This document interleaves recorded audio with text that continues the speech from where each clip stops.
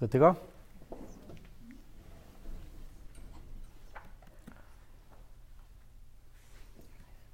So today we're going to talk about the Koraich, the proverbial Passover sandwich, the matzah and lettuce wrap that we eat on the Seder night. I want to begin with mentioning something that I've often heard people say, and I want to kind of demolish that idea before I build tonight's sandwich structure. I have heard people say that Korech is just like a zecher. It's just a memory thing, you know. It's just done in order to remember how something was once done in temple times. And as such, you don't need to really eat it. I sweat the details. You can do something symbolic if you want. Just take a little matzah, take a little lettuce. It's not really important. It's not really important. Important thing on Pesach, you gotta eat the matzah. That's a biblical mitzvah. You gotta tell the story. That's a biblical mitzvah. You have to drink 4 cups of wine, a rabbinic mitzvah. You have to eat Maror, today's day and age, a rabbinic mitzvah. The sandwich, you know, whatever, it's a thing we do at the Seder. It's like hiding the afikoman, singing Chad Gadya, or drinking Maxwell House coffee, or some other things people do at the Seder. And the truth is that nothing could be further from the truth. It's simply not true, especially according to the Shita of the Alter Rebbe. And we begin the observance of Koraich, of eating the sandwich, already when we raise our matzah to make a bracha. And this is how it goes. I want to remind you all that this class is not going to have philosophy. It's not going to have mysticism. This is a nuts and bolts class, but there's going to be a lot of jurisprudence. This is not going to be a class that simply says A, B, C, and D, here's what you should do. We're going to explain the philosophy, the legal philosophy behind the halachas and what we're doing. You got a Haggadah? Okay. So since you all have Haggadahs, I'm going to tell you to take a look where it says in the instructions for the matzah.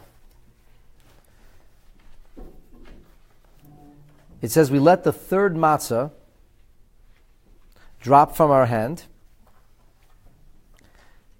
before we make this bracha. This is the bracha of Asher Kedishanu b'mitzvotav v'tzivanu. We acknowledge that God has sanctified us and commanded us v'tzivanu al achilas matzah. He commanded us, He instructed us to eat matzah. So let me just refresh your memories from the last class. We have 3 matzahs on Pesach. And there are a host of reasons for that, but on a simple level, we have competing interests. On one hand, we have to have lechem mishnah.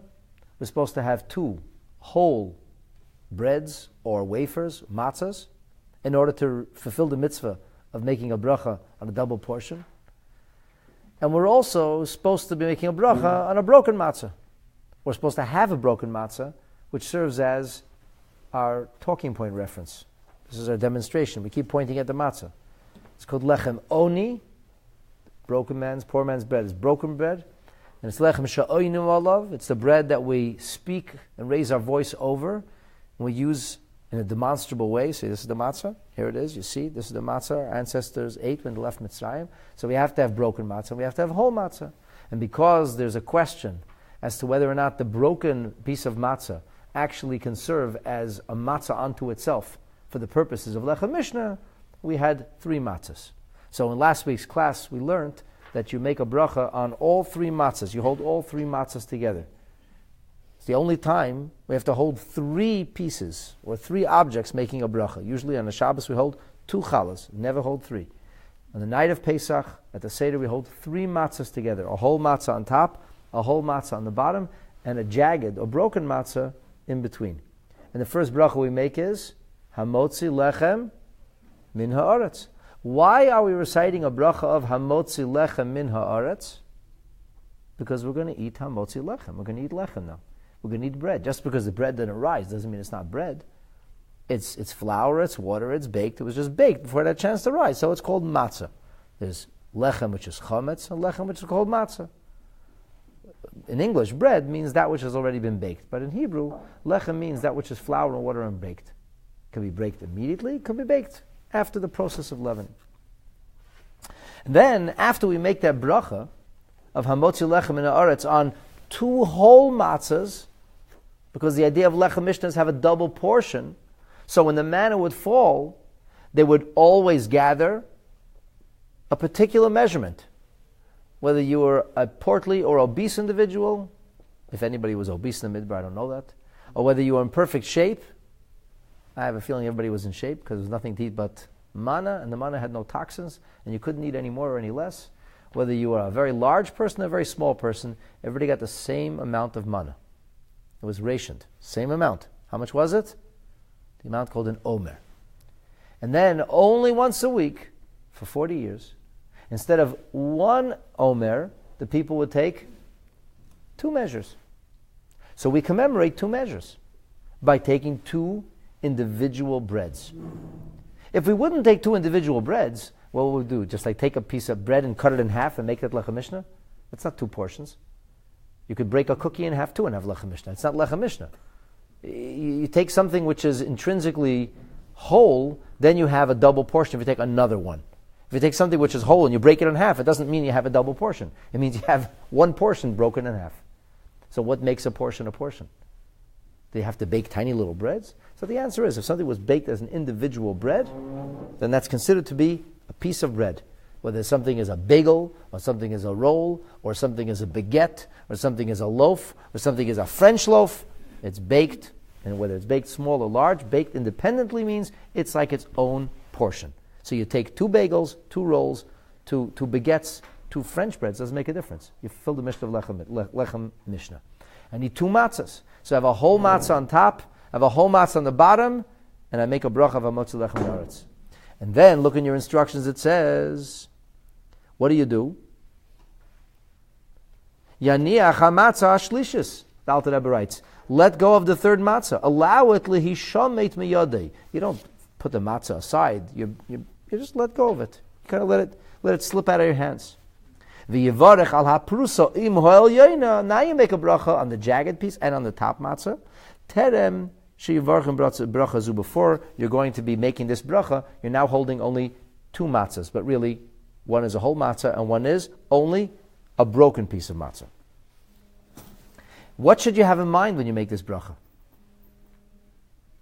And here's where we begin to demolish the myth that the Korech is just a custom, not very important. Says the Alter Rebbe, v'yichaven lifter gamkein achilas hakricha. When you make the bracha of Asher kedishanu b'mitzvot havetzivanu, God who has sanctified us and commanded us to eat matzah, we have in mind the consumption of the 3rd matzah. The 3rd matzah is going to be used for Korech. It's going to be used for the sandwich. The Alter Rebbe says, not only that, v'gam achilas ha'afikoman. We even should be thinking about the afikoman, which is not even right now in our hands, not even on the table necessarily. Yifter b'bracha zu. What's going on over here? Why do I have to think about the Korech when I'm making a bracha on the top matzah and the middle matzah, the broken matzah and the whole matzah? I just dropped the 3rd matzah. It's almost like an oxymoron, almost like a contradiction. Here it says, drop the 3rd matzah, but when you make a bracha, think about the 3rd matzah. Well, if I'm thinking about the 3rd matzah, why am I not holding the 3rd matzah? The answer is because the mitzvah of achilas matzah may be referring to the broken piece. Just like lechem oni, just like the bread or the matzah I'm telling the story over has to look like Passover matzah, poor man's bread, not a whole beautiful matzah, but rather a jagged, real life kind of matzah. So in that case, the bracha of hamotzi lechem in haaretz, well, that can be recited over any matzah. But the bracha of alachilas matzah has to be recited over which matzah? The matzah that looks like matzah. It's broken. It's lechem oni. It's poor man's bread. Yes, we learned this last week. I'm sure you all remember. So now, there's a question. If you remember last week, what was last week's question? What was last week's issue? So which matzah is actually the matzah of the achilas matzah? Is it breaking from the top matzah or from the middle matzah? What was the solution? Eat both. That was the solution, right? Remember that solution? Eat both. So we make this bracha al achilas matzah, And we have to have in mind now the third matzah, which we just let go of. We were holding a third matzah. The Alter Rebbe says, let go of the third matzah, and now think about it. Well, if you just let go of it, why do you have to think about it? What do you mean you have to think about making a bracha? You have to think about the eating of the Korech. Let me ask you a simple question. Matzah's finished. Korech's finished. What comes next? It's party time. Now we get to eat. Some people have a custom of starting with the egg. Yeah? Egg in the salt water. Egg in the salt water. Big mitzvah. Okay.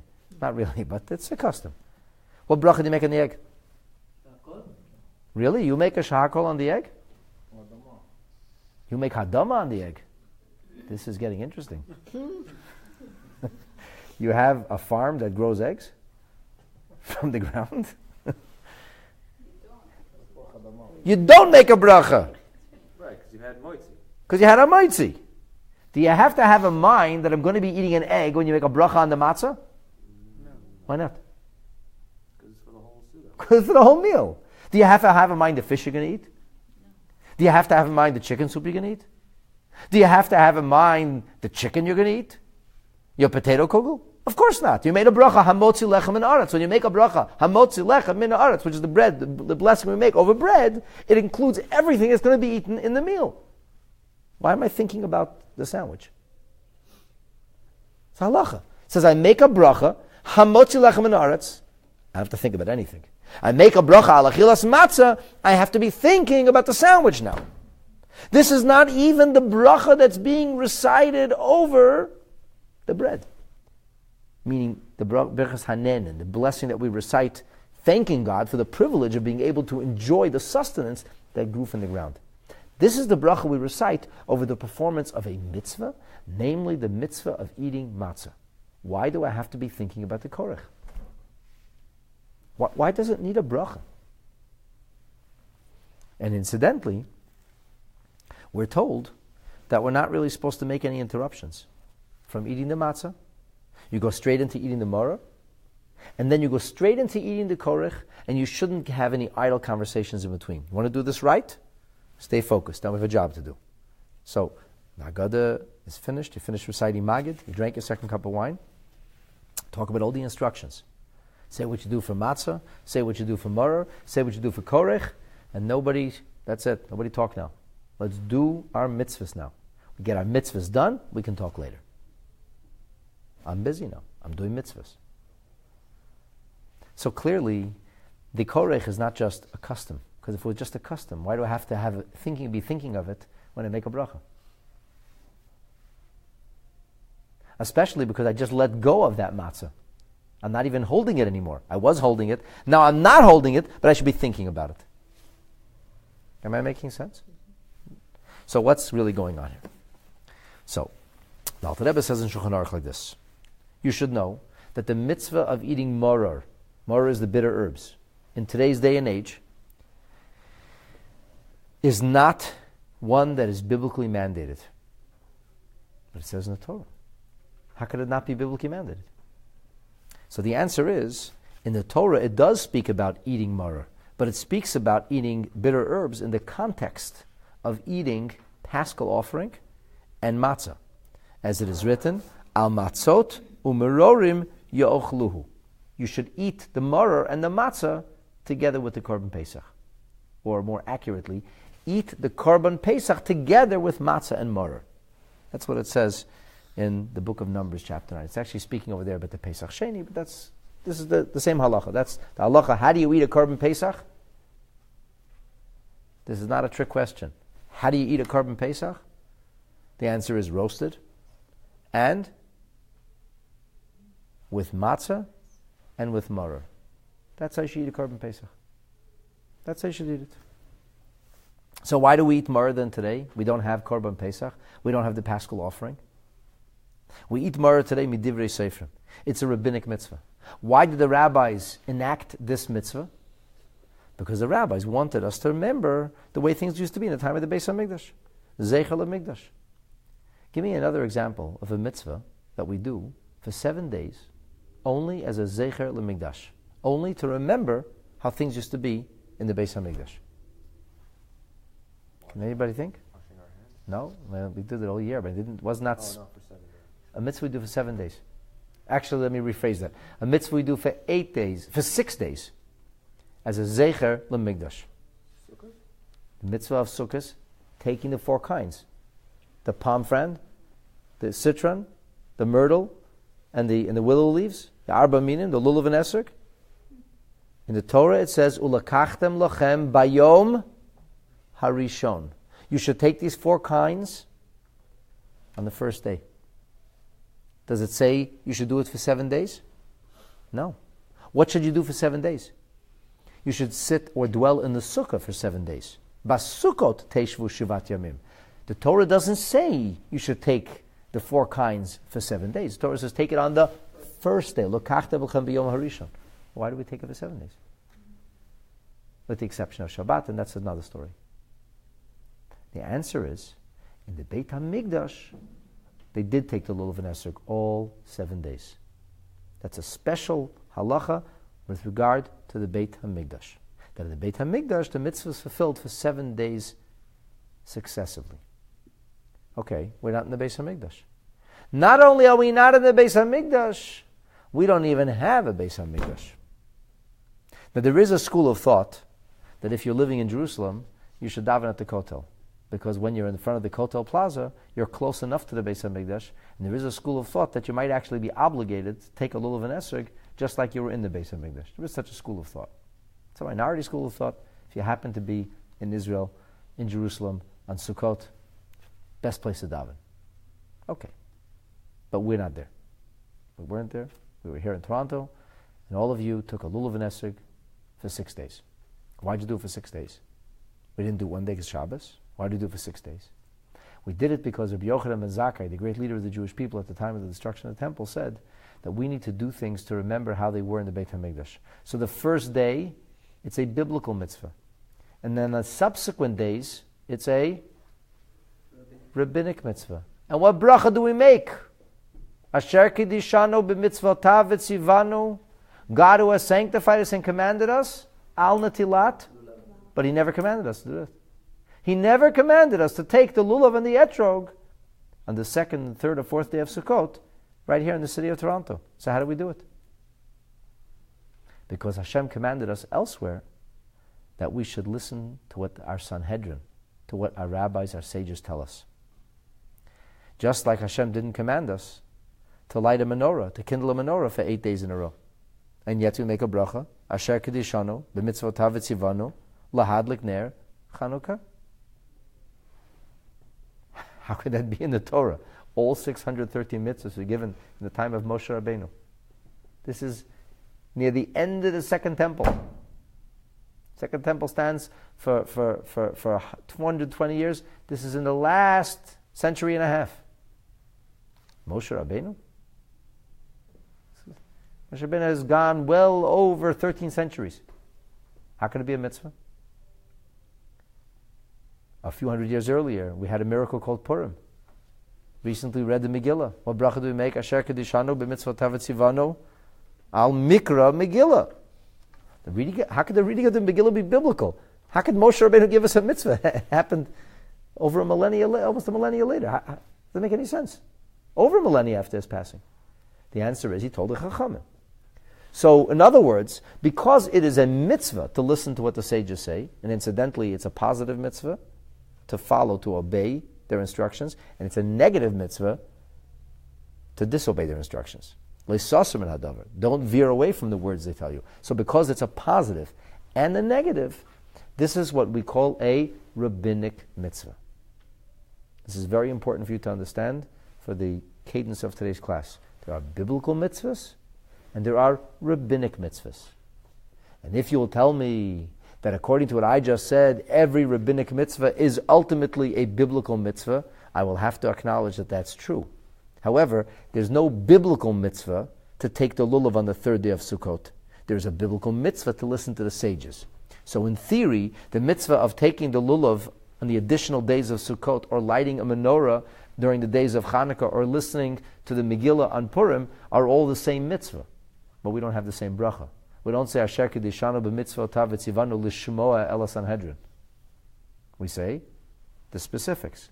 Why? Because the mitzvah was given to us by the Sanhedrin, so we're given a mitzvah, a rabbinic mitzvah. We follow and recite the bracha that acknowledges that ultimately God sanctifies the Sanhedrin, and through the Sanhedrin we are sanctified in order to be able, or guided and empowered to be able to perform this act, and it should be an act of holiness, a mitzvah.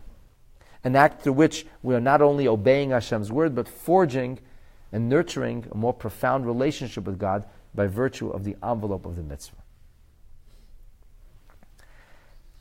So matzah is biblical. Be'erev tochlu matzot. It doesn't say be'erev tochlu matzot u'merorim ala Pesach. It says be'erev tochlu matzot. The evening you eat matzah. That's what it says. If it says in the evening you eat matzah, the evening you eat matzah. It doesn't say be'erev tochlu merorim. It says al matzot u'merorim yo'chluhu. And so we know that the rabbi said be'erev tochlu maror. Just like it's a rabbinic mitzvah to drink 4 cups of wine. So, because this is the case, when we're going to eat the maror, what bracha do we make over the maror? Asher kedishanu b'mitzvot havetzivanu al achilat maror. But really, God didn't tell us to eat maror. He told us to eat korban Pesach with condiments. Who told us to eat maror? There's rabbis, the sages did. Do you understand that the mitzvah that's biblical and the mitzvah that's rabbinic is on a different frequency?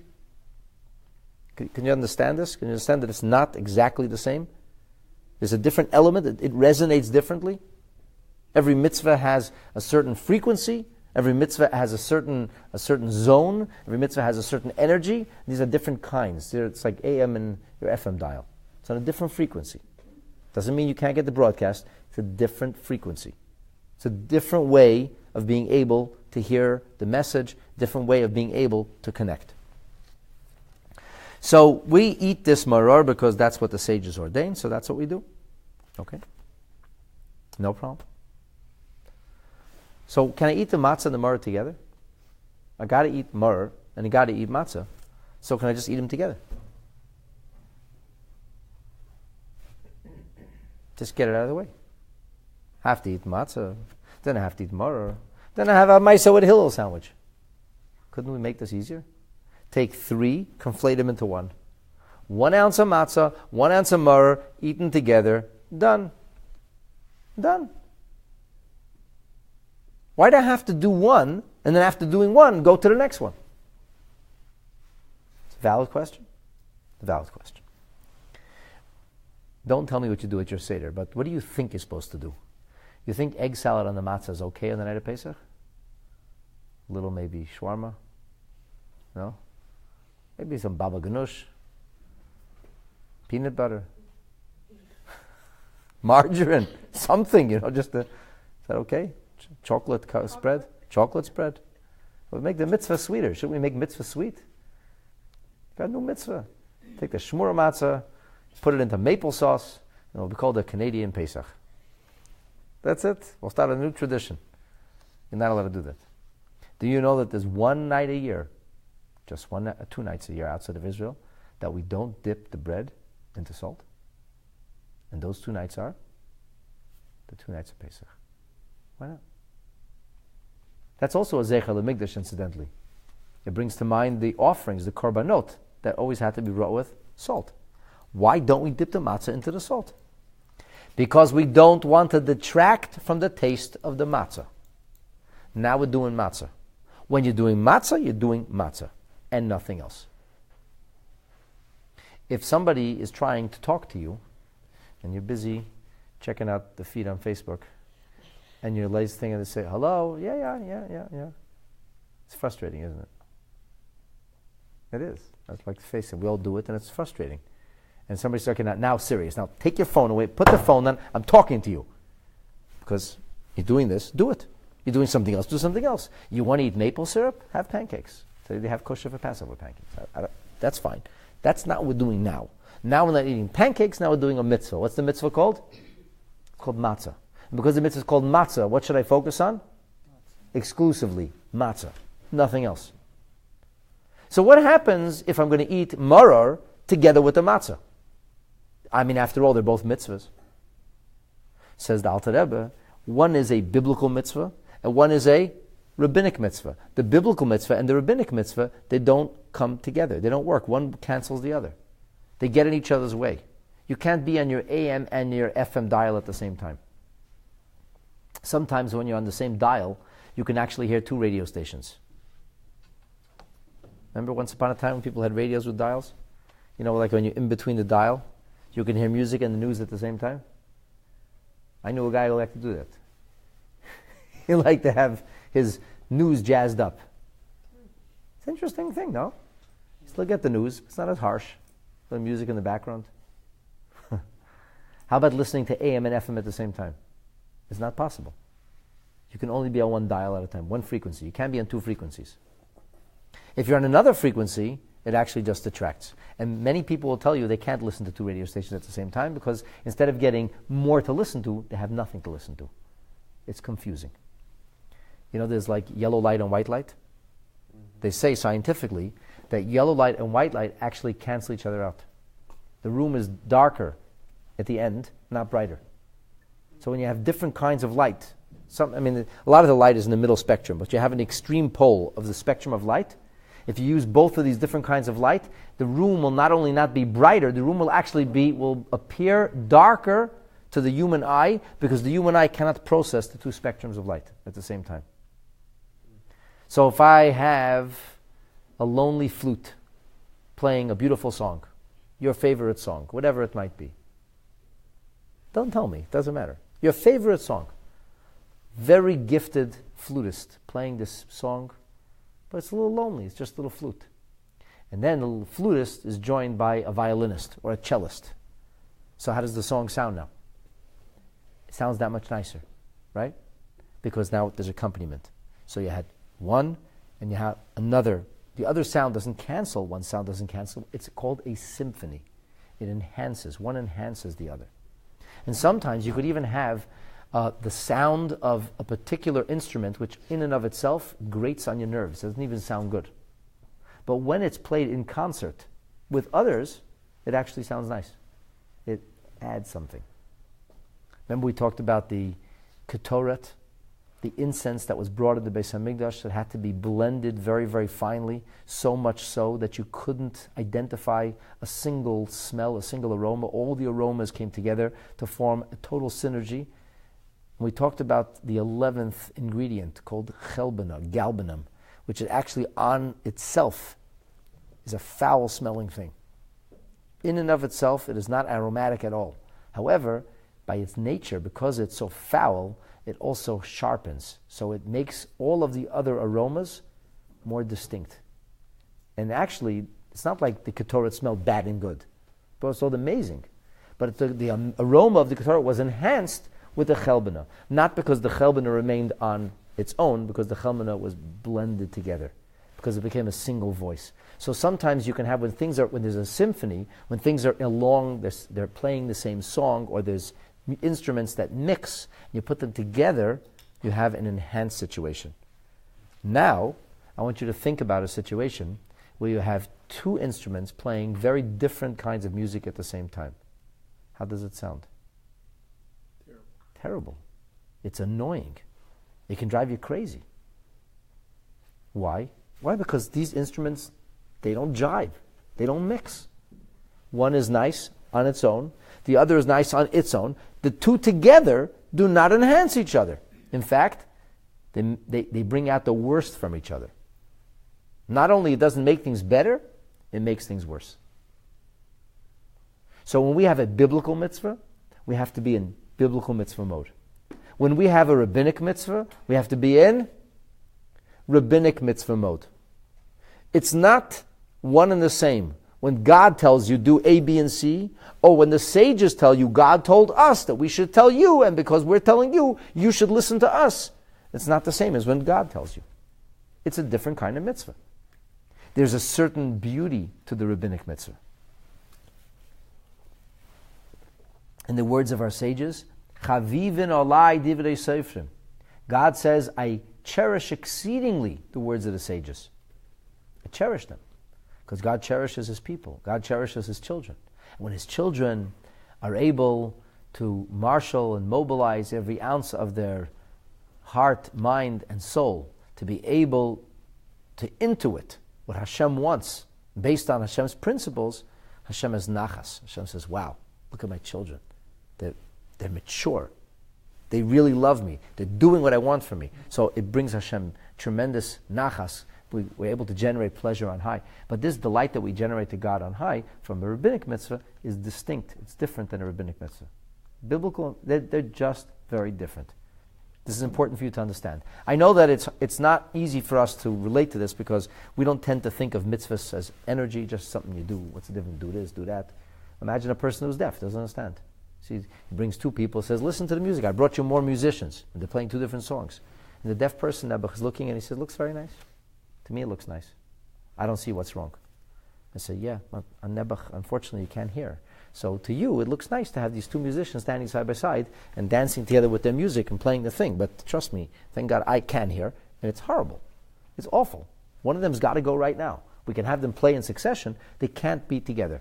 So when it comes to spirituality, we're kind of like deaf, blind, dumb, and then some. We don't get it. Okay, so we follow the halacha. The halacha tells us. So the Alter Rebbe says, if you take a kezayat of matzah, if you take an ounce of matzah, which is a biblical mitzvah, and then you take a kezayat, an ounce of maror, which is a rabbinic mitzvah, veloya san yachad, and you chew them and swallow them together, says the Alter Rebbe, leyatzi dechevase, you did not fulfill your obligation. Why? Because that's a mitzvah which is rabbinic. And listen what he says. Shahamaror shehu medivrei seifrim, because maror, which is rabbinic, mevate elastam hamatzah. In a very technical, literal, actual way, you don't taste the matzah as much. Why did you taste the matzah? Because instead of tasting matzah, what are you tasting? Maror. You know, it's like when you were a kid, you didn't want to eat dinner, and your mother said, drown it in ketchup. So all you tasted was ketchup. You still don't make a bracha on the ketchup, but that's all you tasted. So you got the food down. because you tasted only the ketchup. But you lost the taste of the food. And people who like fine dining don't appreciate ketchup. Ketchup is good for fries. It's good for fast food. It's not good for, because like a fine cuisine, elegant cuisine, you put ketchup there. So what are you doing? It's not, but you liked it with the fries. Yeah, I'm not eating fries now. Now I'm eating these fancy, I don't know, you fill in the blanks. French, give me some fancy sounding words. Marbleized, caramelized onions. It doesn't go. It doesn't go together. And instead of enjoying the cuisine, now I'm tasting ketchup. What's with my dish? What'd you put ketchup in for? And you say, I don't get it. I don't understand. Yesterday we had dinner and we were eating in this fast food place and you loaded up your French with the ketchup and you seemed so happy, and now I took your beautiful steak with your caramelized, marbleized, whatever, and I poured ketchup all over it and you're complaining. I don't understand you. And you're like, you don't get it. You don't understand that like ketchup works for French fries, but it doesn't work for this rare steak. It just doesn't work. This needs to have a different kind of sauce. That's exactly what we're saying. Only we can't relate to this because Matzah, Marror, rabbinic mitzvah, biblical mitzvah, it's all words to us. We don't. It's not an actual experience for us. Okay, fine. That doesn't mean it's not true. It just means it's not. We don't know how to experience it. The person who's deaf, who doesn't hear music, so that doesn't mean there isn't music. It just means they can't hear the music. If you don't have a transistor radio, going back to our previous metaphor, it doesn't mean there are no radio waves in this room. It just means you can't hear them. If you had the right transistor, you would hear them. It doesn't mean they don't exist. A person says there's no radio waves. So I hate to break it to you, but they really are. No, I don't see them, I don't feel them, I don't hear them. They don't exist. What would you say to such a person? You're a fool. You're an idiot. That's not the barometer of reality. Is not necessarily what you can hear, see, or feel. The barometer of reality is there are levels of reality. That is a level of reality. Talk to the person who's listening to the broadcast, whose whole life is changing because of the news they're receiving. So what can we see? We can see it's something that's symptomatic. Since the matzah is physically taking away the taste of the maror, that's symptomatic of the energy of the maror clashing with the energy of the matzah. And what happens as a result? Both are diminished, and neither is enhanced. Because one cancels the other. One gets in the way of the other. Avol bezman hamigdash. But in the time of the Beis HaMikdash, it was a biblical mitzvah to eat matzah, a biblical mitzvah to eat Maror together with Korban Pesach. So when it's a biblical mitzvah to eat all three, mitzvahs shel Torah, einon mevatles zoi es zoi. Mitzvahs which are all of the same origin, which are all of the same frequency, which are all coming from the same light, which are all of the same cuisine, which are all the same music or song, they don't cancel out one another. On the contrary, sheshkulan hein ka'achas, they're equal, one and the same. Shekulan kiyum mitzvaysav shal HaKadosh Baruch Hu, each and every one in and of itself, on its own, independently and interdependently, is a fulfillment of the will of Hashem. You see the difference between now and the Beis HaMikdash? Between Maror being biblical or Maror being rabbinic? It's not because the taste of lettuce is different from the taste of a wafer. That's not the point. If the taste of lettuce is different from the taste of the wafer, but they're both biblical mitzvahs, then that's called a synergy. That's a concert. But when one is rabbinic and one is biblical, then they clash. Then they can't be experienced together. One cancels the other. So how did Hillel fulfill the mitzvah in the time of the Beis HaMikdash? He ate them all together. Of course he ate them all together. Why shouldn't he? They wouldn't cancel one another. And according to the opinion of Hillel, by the way, this is the elder Hillel, the first Hillel, because the second Hillel is after the destruction of the Beis HaMikdash. A person does not fulfill his mitzvah. Not only you can fulfill the mitzvah of it together, you don't fulfill the mitzvah unless it's together. That's the way to fulfill the mitzvah. You want to have a lonely flutist, or you want to have a band? A band? The band's got a cellist, the band's got a flutist, the band's got a drummer. Oh, now we got a band. Now we have music being played. Before we had a lonely flute, now we have music. Hillel says, you want to have the experience of Passover, of Pesach, in an effective way? Nobody has a wedding with a flutist. A wedding, you have a band. You have different pieces. It's an orchestra.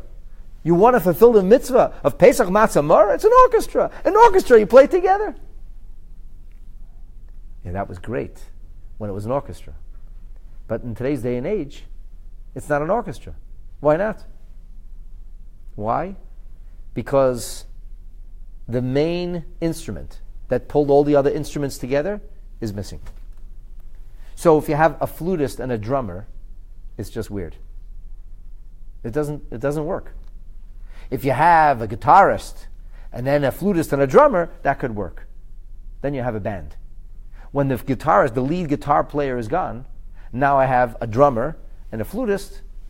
It's not an orchestra, it's not a band, now it's noise.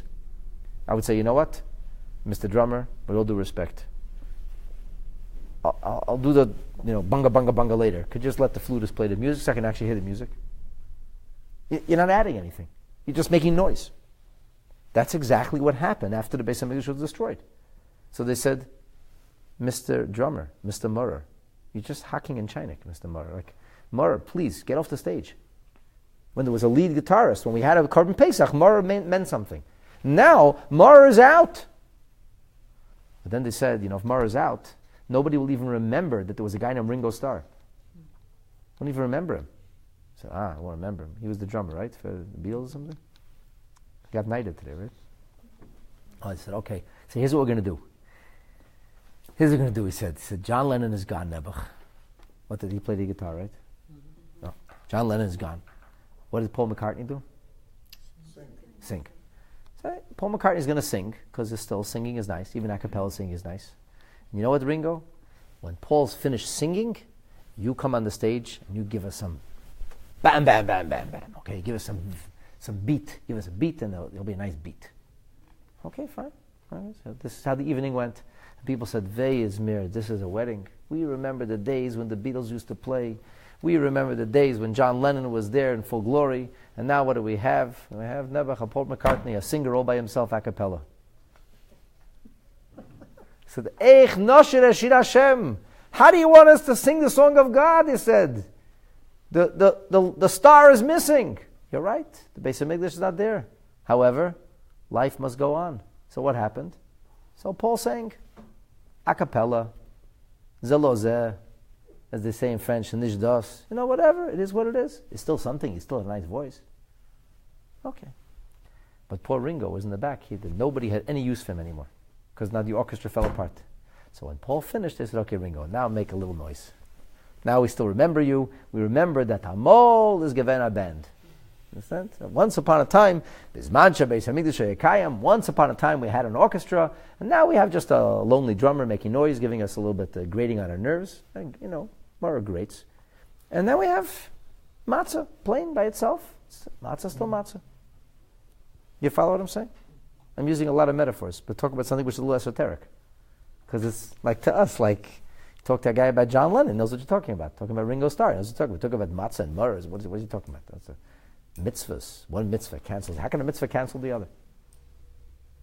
So this is the story. Now, that means as follows.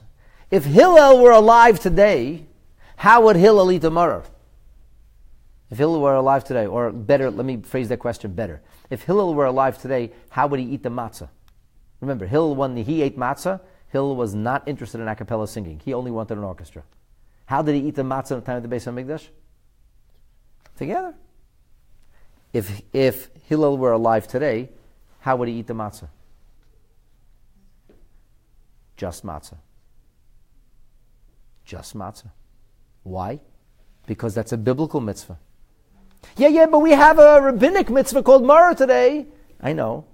But Maror is just a rabbinic mitzvah. So you cannot eat matzah and Maror together, or you will not fulfill the biblical mitzvah of matzah. He said there's no value to have Paul McCartney singing and Ringo going like this in the back. It doesn't add anything. It just cancels out the sound of his voice. It just gets in the way. So everybody would agree, including Hillel in today's day and age, if he was alive, how would he eat the matzah as we eat the matzah? Then the question is, how would Hillel eat Maror? Here it gets interesting. So Hillel would say, back in my Beis HaMikdash days, I would never eat Maror by itself. Nobody ate Maror by itself. How would I eat the Maror? Only together with matzah, with the Korban Pesach, a sandwich. So, if you want me to remember the Beis HaMikdash, how should I eat the Maror today? With matzah. Anyway, it's a remembrance. So therefore, we have this memorial event. He says, you want to have Ringo bang around, at least have Paul make some noise in the back too. Just like it's not much fun listening to a lonely drummer, but with a little bit of singing, maybe Paul can whip up a beat. It'll sound like something. It'll enhance it a little bit. It'll remind us there was once an orchestra. So if Hillel was alive today, how would he eat the matzah? On its own. If Hillel was alive today, how would he eat the Maror? Together with matzah. So, according to Hillel, when you make a bracha, al achilas matzah, it's going to work for all the matzah, but Hillel would tell you that in today's day and age, there's a biblical matzah and a rabbinic matzah. The biblical matzah is matzah you eat on its own. What's the rabbinic matzah? The rabbinic matzah, Hillel would say, is the matzah that should be eaten together with the Maror. It's a rabbinic mitzvah of matzah and Maror. And since we don't have a bracha, asher kedishanu b'mitzvot v'tzivanu, al achilas matzah u'maror, when you make the bracha al achilas matzah, what should you think about? The matzah that you're going to eat rabbinically also, even though you're not holding it anymore. Because you're holding now only the biblical mitzvah. You have the third matzah, you dropped it, but you're thinking about the rabbinical mitzvah of eating matzah together with maror that Hillel will do. And when you make a bracha, asher kedishanu b'mitzvot v'tzivanu al achilat maror, what should you be thinking about? Think about the maror the way Hillel would have eaten the maror. How would Hillel eat the maror? Together with the matzah. Now, here's the problem. This is one of those things that was never resolved. It was never resolved. It could never have been resolved. Because during the time of the Beis HaMikdash, the argument raged. And because the argument raged during the time of the Beis HaMikdash, if you did it this way, you fulfilled the mitzvah. If you did it that way, you fulfilled the mitzvah. And there were two ways of fulfilling the mitzvah. Just like during the time of the Beis HaMikdash, there was Jews who lit the menorah on the first night they lit 8 flames. The Beit Shammai people. 8 flames. On the second night of Hanukkah, they lit 7 flames. And across the street, the Beis Hillel rabbi was screaming at him, what are you doing? On the first night we light 1. On the second night we light 2. Now let me ask you a question. If somebody would light the menorah like Beit Shammai today, does he or she fulfill the mitzvah? No. I mean, yes, because really the mitzvah is to light even 1 candle. But would you fulfill the hidur? Would you fulfill the meticulous method of doing the mitzvah, which is to continuously wax or continuously add? The answer is no. So in the time of the Beit HaMikdash, could you have done it that way? Yes, because it was before resolution. Now that it's been resolved otherwise, you can't do it anymore. This shouldn't be hard for people to understand. You know, there are all kinds of tax laws that are changing. And once upon a time, you could give your taxes this way, you could do the tax break that way, and either way could work. And then at a certain point, the CRA said, no more. No more shtick. No, you can't buy art for $500 and donate it and get a $5,000 receipt anymore. Can't do it anymore. What happened to all the people who did it? They canceled everything. People had a lot of trouble with this. But it worked last year. Yeah, last year it did. It's not working anymore. We passed a new law. Before the jury was out, now the ruling has come. Once the ruling has come, Beis Shammai b'mokim, Beis Hillel, says the Gemara, einoi mitzvah. Done. So when was this all resolved? This was resolved in the post Beit HaMikdash era. On a specific day, when they got the greatest sages at the time, they locked the doors, took away everybody's cell phones, and said, we're not leaving here until we get a resolution. And that Masechta is called Edyus. A whole tractate was compiled that day. And they resolved a whole slew of problems. What's one of the problems they didn't resolve? Our problem here. You know why they didn't resolve the problem? Because it was no longer relevant. Because the Beis HaMikdash wasn't around, unfortunately. Because there was no Korban Pesach being brought and no Korban Pesach being eaten, so there was no duress to come with a resolution. So because this was an issue that was never resolved, and we now are living in the era where much is resolved, but this wasn't resolved, and all we know is we eat Maror as a rabbinic injunction to remember the Beis HaMikdash, like we make a bracha on the Lulav and Esrog as a rabbinic injunction to remember the Beis HaMikdash. So the rest of the sages who held that the Maror should not necessarily, does not have to be eaten together with the matzah, when they made a remembrance of Maror, what was the remembrance of Maror? Maror. But Hill would say, what are you doing? Hill would say, you need to eat it with a matzah. Otherwise, what kind of remembrance is it? And we never ate Maror like that. We only ate it with the matzah. Now, we're not permitted to make additional blessings, to make an extra bracha. Make a bracha ala chilas matzah, make a bracha ala chilas maror, and then make another bracha ala chilas matzah maror. We can't do that. Why? Because safek brachot lahakel. If you have, when you're in doubt, you stay away from the extra blessing. Which means, now go back to your Agada, now you'll understand everything will make sense to you.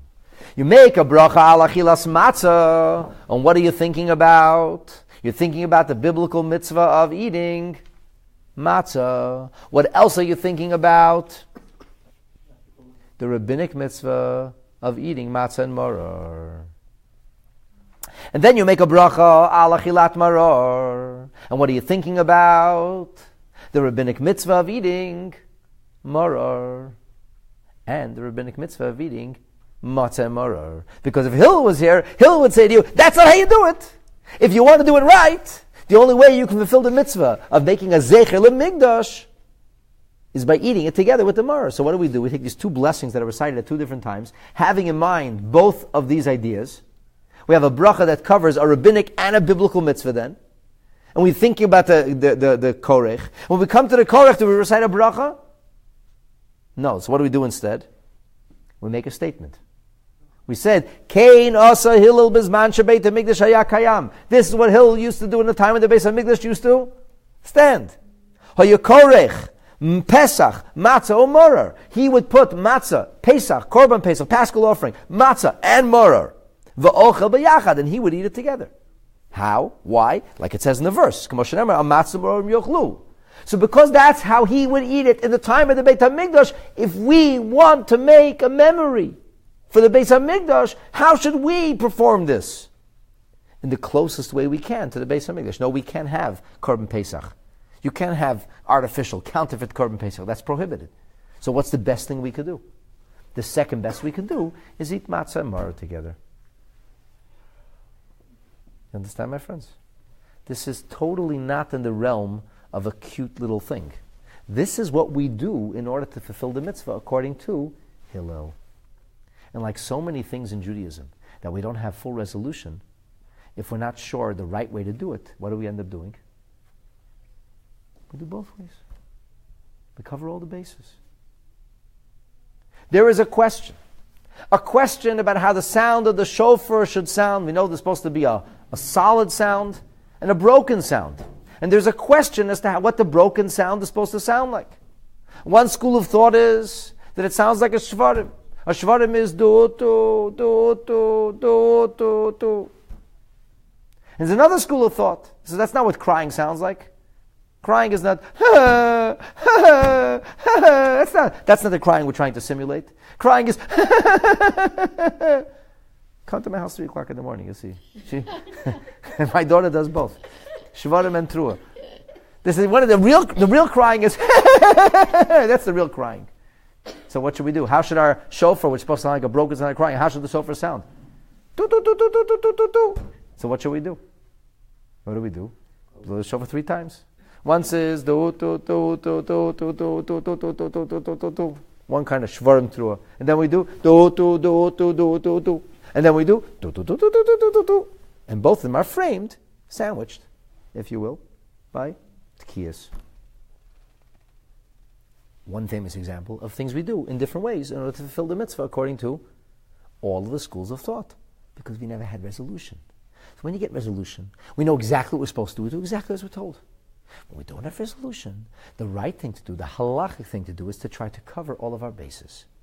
And of course we know elu ve'elu divrei Elokim chayim, that all of these ideas are Torah ideas and sacred ideas and holy ideas. And because there's no resolution, they're both meaningful and applicable in our day and age too. And that's the story of the Passover wrap. So, it's the real deal. This is serious. And the interesting leniency is with the charosas. See, the charosas is an important part of the Passover evening. It's an important ingredient. Why? Because we need to have these visible kind of visual aids. So we want to show, this is the matzah, bitter herbs, you taste it. This is the charosas, this is the mortar. So why don't we just put cement on the table? That's not cute. Because we don't just put ridiculous things on the table. We put charosas. Charosas has to be seen, tasted, felt. You have to go through the whole experience. So there's even opinion in the time of the Talmud that it's a mitzvah to eat charosas. You should make a bracha. According to the Kesef Mishnah and the Rambam. That's the kind of bracha you would have made. But we don't do that. We still have, it's still appropriate to eat charosas. How is the charosas understood? It's understood not as an independent dish, it's understood as a condiment, as an accompaniment to the maror. So the maror originally had some kind of, I'm not sure exactly what it was. It was something that required neutralization. And the neutralization happened with the charosas. In today's day and age, whatever it is about the lettuce doesn't need to be neutralized, but nonetheless we still dip it into charosas as if to mix together. This is the full experience, the full gamut of the Egyptian exile. So the children, bitter herbs, the bitter taste represents the bitterness of the life we led in Egypt, and the charosas is a visual reminder of the bricks and mortar, the building projects that we had to be involved in. So we dip it in. And then when it comes to the second time we're eating maror, this time we're eating maror together with the matzah, and there are many people who are careful not to make the matzah wet. It becomes like a problem, right? So our custom is we take some dry charosas, and we kind of smear it onto the lettuce, and then we shake it off. So in this way we fulfilled all the halachik possibilities. So the charosas is fulfilled fully the first time around. Charosas ultimately is eaten. There is no mitzvah in eating charosas per se, so it doesn't say you have to eat charosas each time you eat the maror anyway. But we involve the charosas in different ways, once for the regular eating of maror, and once for the sandwich for the Koraich. Now it's really interesting that this is the Alter Rebbe's opinion, and the Prima Godim, for example, has a different approach. He says we should say Zecher LeMigdash Ke Hillel. It's a remembrance of the Migdash like Hillel. The Alter Rebbe doesn't use those words. This is not a zecher of the Migdash. This is the mitzvah of Maror as Hillel would do it. It's actually filling a mitzvah. And therefore, because from that school of thought, this is a mitzvah. It's a mitzvah that should have a bracha. And because it's a mitzvah that should have a bracha, we have to have in mind that we're going to do this mitzvah. So really, we shouldn't be speaking. You want to do it right? Seder nuts and bolts. Want to get it tight? Don't speak. Matzah, Marror, and then you do Korech. However, there are other schools of thought. And because there are other schools of thought, if you did speak, you don't make another bracha. Ideally, the blessing should apply to the entire range, the entire spectrum of mitzvah observance. But since this is like secondary, it's only the opinion of Hillel. It seems most of the sages felt otherwise. However, there was never a resolution, so we cannot simply dismiss the opinion of Hillel. So we're trying to do this as well. We're trying to do it in the most perfect or best way possible, but it's not what we call in Hebrew li'ikuva. If you didn't do it this way, it doesn't disqualify. I'll give you an example. It's a problem to make a shehechianu on the second day of Rosh Hashanah. For Kiddush, for Shofar, it's a problem. I don't even want to go into this now. It's called Yom HaRichter. That's another whole jurisprudence, another whole discussion. What do we do? So the Baal Koreh, the Baal Tokeh, the one who's going to blow the shofar, wears a new article of clothing. And the new article of clothing, you make a shehechianu. And what do you think about when you make the shehechianu? You think about the new article of clothing and the mitzvah of shofar. And when it comes to lighting candles on the second night of Rosh Hashanah, and when it comes to making Kiddush on the second night of Rosh Hashanah, what do? We put a new fruit on the table. So when the women light the candles and they make the bracha of shechianu, what should they look at? The fruit. And then they'll tell you a little secret. And then you're not supposed to make an interruption. From the lighting of candles on the second night left to Kiddush, the woman should be quiet. And then right after the mothers and daughters light the candles, immediately the father of the home is going to make Kiddush. And he's going to make a shechianu. When he makes a shechianu, what's he going to do? He's going to look at the new fruit. And then right after, everybody will sit down and make a borei priya eitz and have a piece of fruit. Because the shechianu is made already. So let me ask you a question. What happens if there's no new fruit? Or what happens if there's no new garment? Do you not make the bracha of shechianu? The answer is you do. Why? Because you still have to make a shechianu. Because it's still a different kind of mitzvah. First day's shofar was a biblical mitzvah. Second day is a rabbinic mitzvah. Different kind of mitzvah. So then if you don't have to make a shechianu, why did you put the shechianu there to begin with? You need the fruit or you don't need the fruit? What's the answer? There's an ideal way of doing a mitzvah, what we call in Hebrew lichatchila. Here's the way you should aspire to do it. And then there is bidi avad. If you didn't do it that way, okay, it'll work too. But it's not ideal. So when it comes to downloading something new on the phone, and they tell you that it's better if you're on Wi-Fi when you download it. So get on Wi-Fi. You have to do it right. I want to preserve the battery. I want to help the phone. They do a mitzvah. What's the difference? The app is here today and gone tomorrow. The cell phone will be gone. Who knows what's coming next to replace it? The mitzvah has been around for thousands of years. Don't you think it deserves as much attention as an Android or an iPhone? Shouldn't we try our best to do a mitzvah right? And when a Yid does a mitzvah right, and when we strive to please Hashem, and strive to be exacting and precise and perfect in our observance of Hashem's mitzvahs, that in and of itself is a special act of love and loyalty, a special act of homage, a special act of dedication and devotion to Hashem that is appreciated by the Creator. And that in and of itself serves to further deepen and enhance the mitzvah experience. And that, my dear friends, is the story of the Passover sandwich, and we'll say it's a wrap. L'chaim.